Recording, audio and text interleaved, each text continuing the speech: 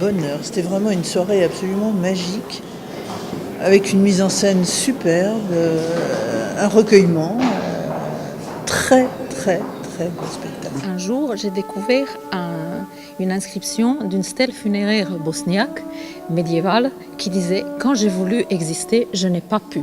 Et ça m'a vraiment interpellée.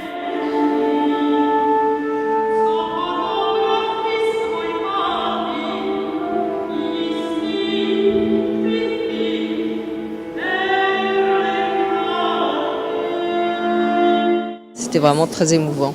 Voilà.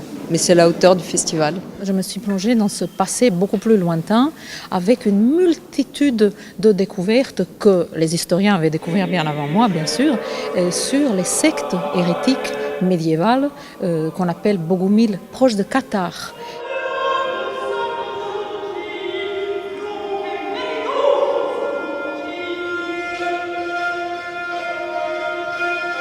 Nous avons des catholiques, des orthodoxes et puis après aussi des musulmans, des juifs séfarades, donc une richesse incroyable et un monde parfois très tolérant, parfois très intolérant et avec des textes parfois une violence et une force extraordinaire. On se laisse complètement emmener par les mots quand même beaucoup, hein, et c'est la voix quoi, qui est complètement mise en valeur.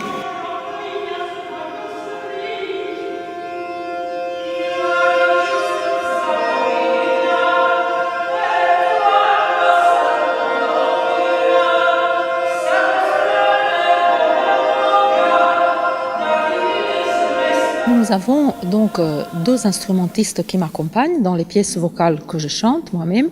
Et puis nous avons un groupe de chanteurs traditionnels que Joško Čaleta avait recruté. Mais il faut dire que ce programme n'est pas seulement un concert, c'est un spectacle mis en scène par Madame Sanda Erzik qui a travaillé avec nous également, avec un surtitrage en français, donc qui donne au public une possibilité vraiment de partir en voyage avec nous.